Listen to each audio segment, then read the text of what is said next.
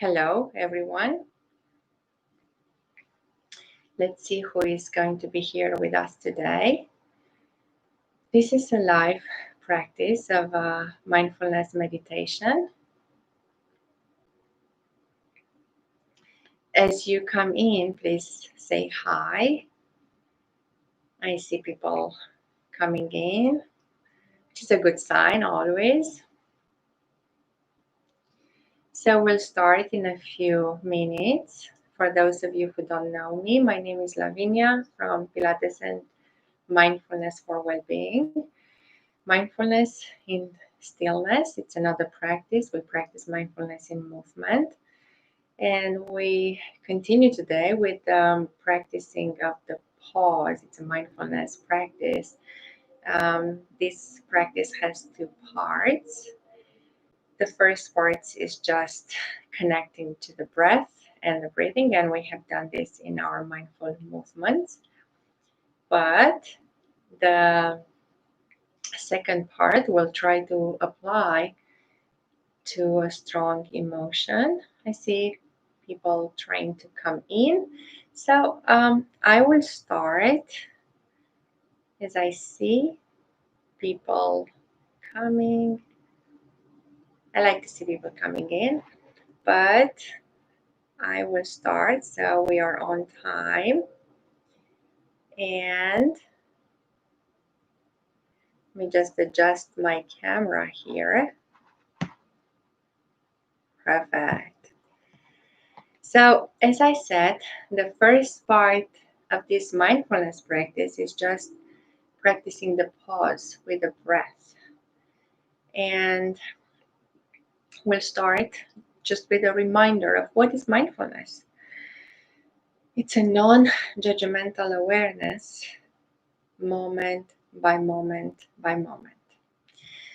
So let's settle in. Find a comfortable position. You can close your eyes or you can just lower your gaze, but keep the spine right out towards the ceiling. Relax your shoulders. Keep the legs. If you want to do cross leg, but you can sit in a chair. Anything that is comfortable and keep you alert. So place the hands on the knees or in your lap. A position that you can comfortably maintain for the next 10, 12, 15 minutes. And as you settle in, just observe the breath.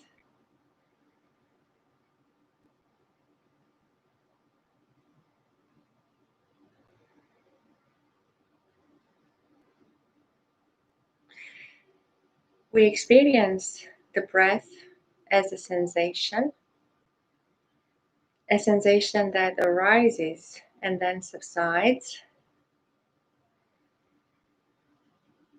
a sensation that comes and goes away. So this is the nature of all experiences. All experiences are perception of a thought, of a feeling, an image that arises in our awareness, is knowing in our awareness, and ultimately subsides in our awareness. So continue to notice the breath and place the hand on the belly. Notice the inhalation and the exhalation. Maybe notice the rising and falling of the belly with your hand on it.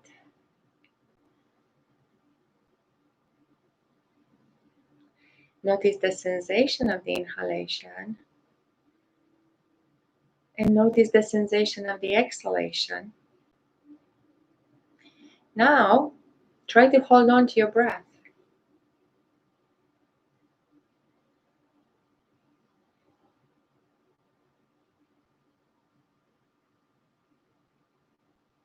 And we notice that after a while, we cannot hold on to the breath. If you try, the more you try, it will create distress, maybe suffocation. We can modify the breath consciously, but we cannot hold on to the breath. So this is the nature of all experiences. They arise and subside in the now, in the present moment. So continue to follow the breath with a hand on the belly or place the hand back on the knee. And notice the sensation of the inhalation and the sensation of the exhalation. So we can only observe the experience and let go. We cannot hold on to them, any experience. When we try to hold on to something, even a thought, an idea, distress comes into the body. Pain, maybe. So letting go is freedom. So we have to let go of holding the breath. Just observe the breath in the now as it comes and goes. Easy come, easy go. Same with the heart. And now, let's just place the hand on the heart. And let's observe the tick-tock of the heart.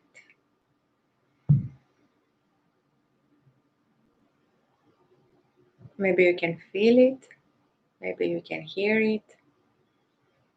Maybe you can sense it. There is a tick and a tock. And there is a gentle pause.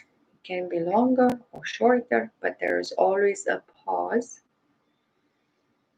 If it's just a continuing tick, we are in a different experience. We are no longer here. So, breath has a pause. Heartbeat has a pause.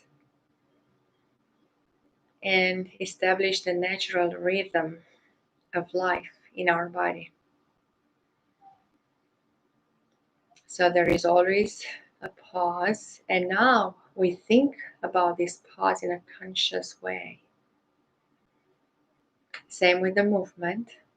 We can practice any movement, but we always need a pause after a while. We cannot hold on just the movement.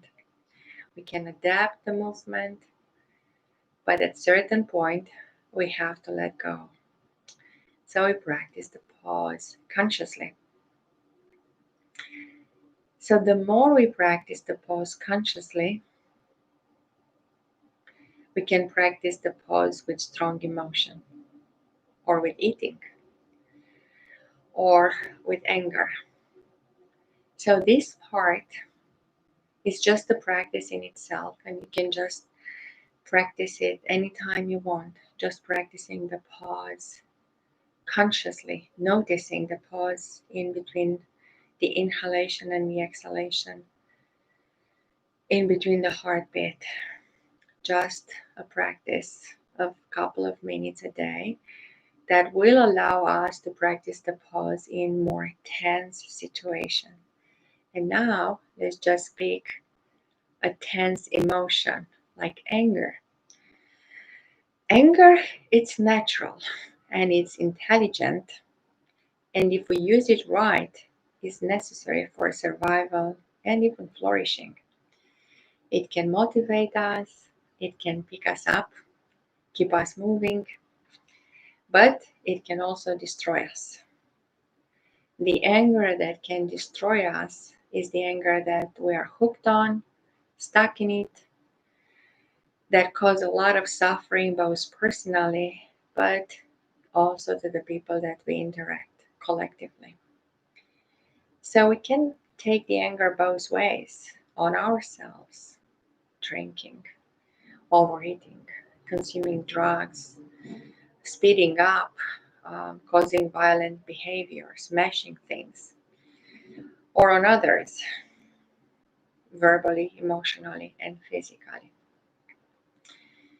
So when we transform the anger, we basically stop the circle of reactivity, the patterns that keep us prisoner to reacting. So the question is how we transform the anger in a way that is not hurting us or anyone else. So let's practice with anger. And for now, think of an incident that happened recently.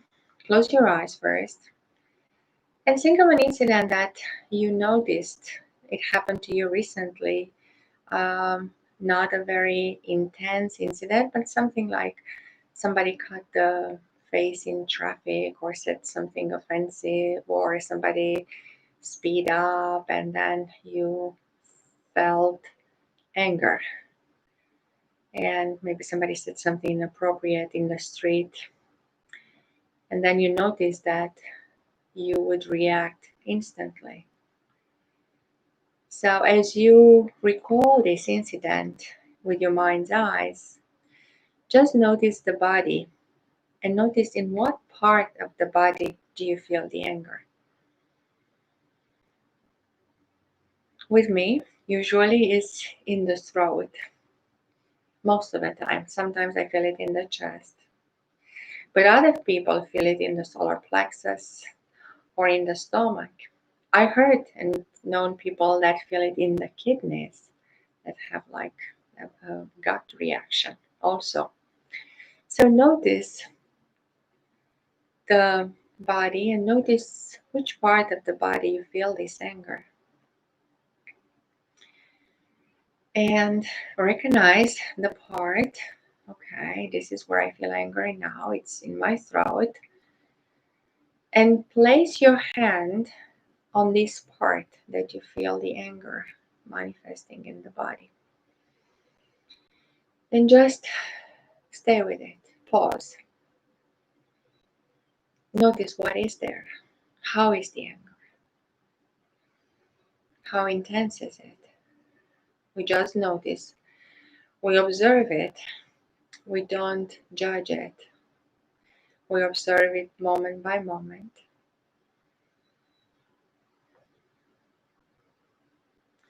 And let's just recognize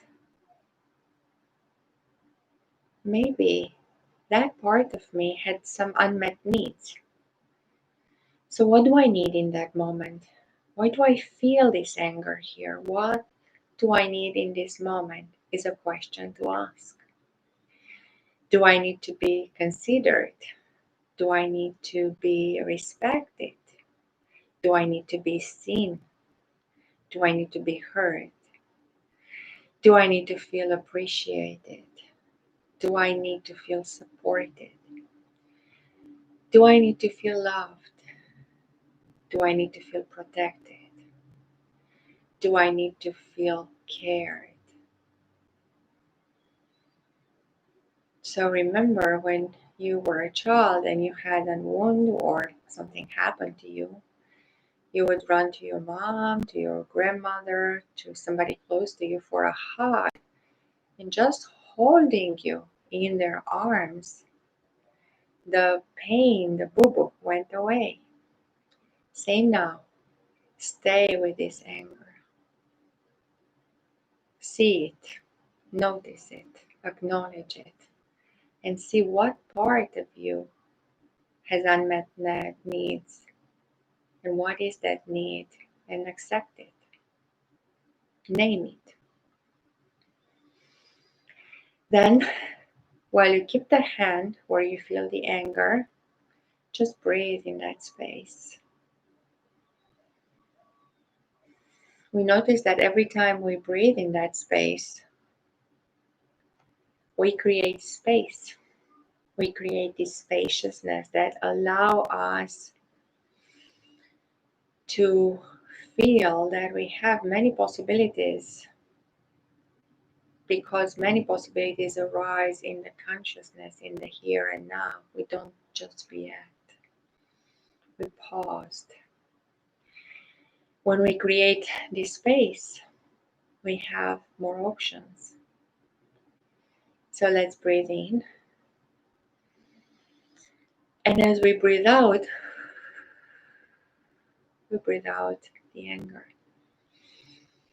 And again, let's breathe in and breathe out and send away this anger, this tension, this frustration, the pain.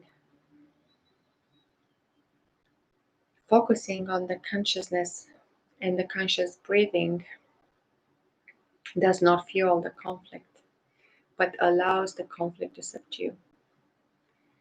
So anger, like all the experience, is transient, meaning that it comes and it goes. It arises and it subdues in our conscious awareness. Notice that once we create a space for possibilities, for choices, we are not reacting anymore. Then place your hand on the heart. We do this all the time when we need to feel the connection and to open up from a space of love, openness, and acceptance. There is a center that is a receptivity center in the heart that softens the experience, make us open and be more accepting. So connect with the heart, and in this space, ask the second question. How can I turn this anger into something useful? Anger is not good or bad in itself. It shows us that we have an unmet need that needs to be addressed. And once we soothe that need, we can respond to the situation. And we notice immediately how it softens up and opens these choices that probably infinite possibilities. So we can ask, how can I turn this anger into something useful? The answer will come, and you know it's the right one because it's from your heart. So when we learn how to pause and connect honestly to our inner experience, we are often able to respond to others from our full intelligence of the heart. Many wisdom traditions recommend and to practice the pause. When we pause and connect honestly with our inner self, we can respond to a situation in a constructive way versus reactive in a destructive way. So before we close our practice today, let's just recap. So you can just practice the pause with the breath. You experience the breath as a sensation that rises and falls into our awareness. So we notice that we cannot hold on to inhalation or exhalation, and we have to let go. Letting go is freedom. Letting go is practicing the pause. So when we feel a strong emotion like anger, irritation, frustration, we identify where we feel this in the body. We place the palm on that part and just observe it without judging it. It is the part of us that needs attention, usually because of an unmet need. So we ask with the palm on that part, what is my need in that moment? Recognize and name the need. I need to be loved. I need to be cared. I need to be considered. I need to be respected. I need to be protected. So name it, observe it, don't judge it. And then breathe in that space. Inhale and exhale the tension out. So you create more space to find a constructive solution to the problem, to the anger. Then move your hand to the heart space, which will even soften even more the experience. Every time you move the hand on the heart space, you can ask yourself, how can I turn this anger, this situation, into something useful? So you see, we're gradually moving from the reactive mind, from the mind into the part of the body that is wounded and needs attention, into the wisdom of the heart. And we consciously observe and practice the pose. When we learn to pose and connect honestly with our inner experience, we are often able to respond to us and others from our full intelligence of the heart. And that concludes the mindfulness practice for today. And practice it. Let me know how it goes. We may not be able to do it all the time, or maybe not all the parts of it, but hopefully we can feel the benefits. Like we train a muscle and we see the muscle forming, we can train the mind to come, to descend in the body and then in the heart. So thank you for those of you who are here with me today. Thank you, Monica, for always being here. And for those of you who are new and see this practice for the first time, please let me know how it goes. I would like to hear your thoughts. In the YouTube place, there is a comments place. I read them, I respond to them, or in the Facebook group. So if you haven't subscribed to our channel, please subscribe. If you like this transmission, please send us your likes. It helps us to provide this content free and to maintain our presence on YouTube.